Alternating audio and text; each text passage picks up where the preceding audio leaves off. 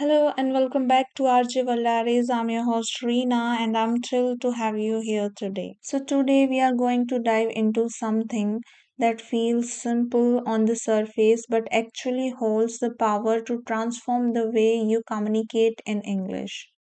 I'm talking about paraphrasing sentences. Now you might be wondering what's so special about paraphrasing? Why should I learn it when I already know how to make sentences? Well, let me take you on a little journey. Imagine this.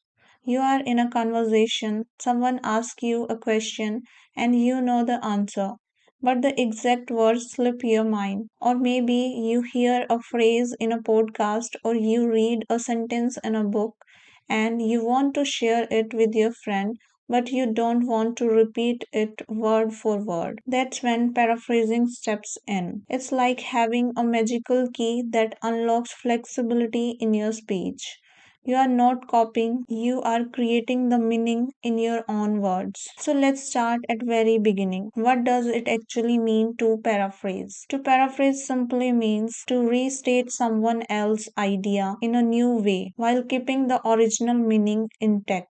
It's like giving the same gift but wrapping it in a different paper. The content remains the same but the appearance changes. Here is a small example. Suppose the original sentence is she is very tired because she didn't sleep well last night. Now, if I paraphrase it, I could say she is exhausted since she couldn't get proper sleep yesterday. Do you see what happened? The meaning didn't change, but the words did. That's the beauty of paraphrasing. Now, let me guide you step by step through this fascinating process. The first step is understanding the sentence completely. If you don't fully grasp the meaning, your paraphrase will feel broken or unnatural. It's just like explaining a story. You can only retell it for you truly understand what happened. The second step is finding synonym or alternative expressions. For example, instead of saying very tired, you can say exhausted or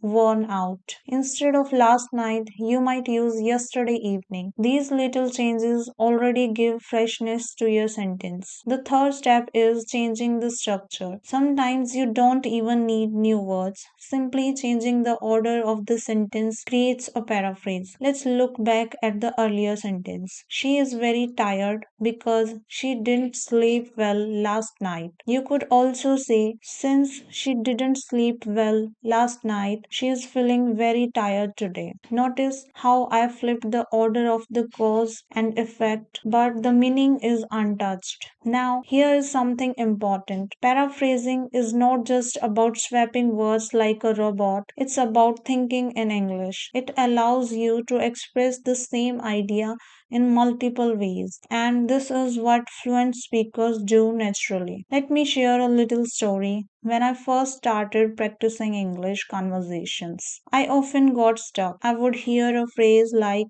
I can't afford it, and if I couldn't remember the exact words, I would just freeze. But when I learned how to paraphrase, everything changed. I realized I could simply say it's too expensive for me or I don't have enough money to buy it. Different words, same meaning. Suddenly, I felt confident because I had options. And that's exactly what paraphrasing gives you options. Now, let me make this interactive. I will give you a sentence and I want you to try paraphrasing it in your head. Ready? Here's the sentence. The weather was so bad that we had to cancel the picnic. How would you reframe this? Maybe you are thinking we couldn't go for the picnic because the weather was terrible, or the picnic got cancelled due to the bad weather. Perfect. You see, there are many ways to say the same thing.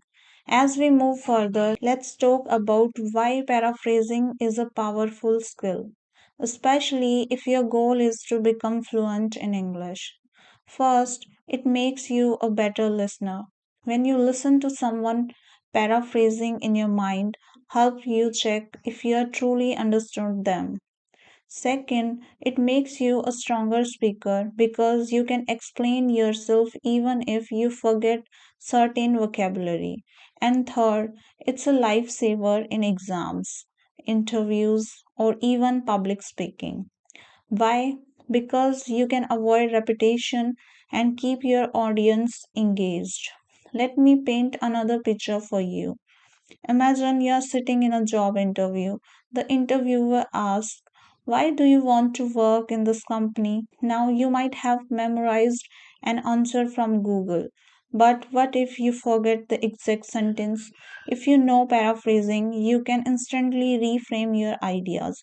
For example, I believe this company give me an opportunity to grow, or I see this company as a place where I can learn and develop my skills further. Some thought different expressions, and trust me, the interviewer won't even notice.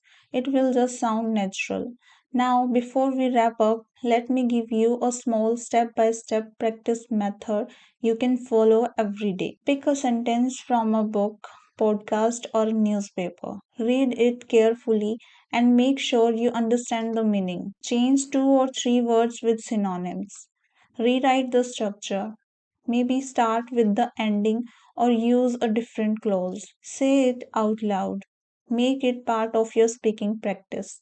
If you follow this daily, even for 5 minutes, you will notice your English become flexible, creative, and fluent. So, as we come to the end of today's episode, I want you to remember this. Paraphrasing is not just a language skill, it's a thinking skill.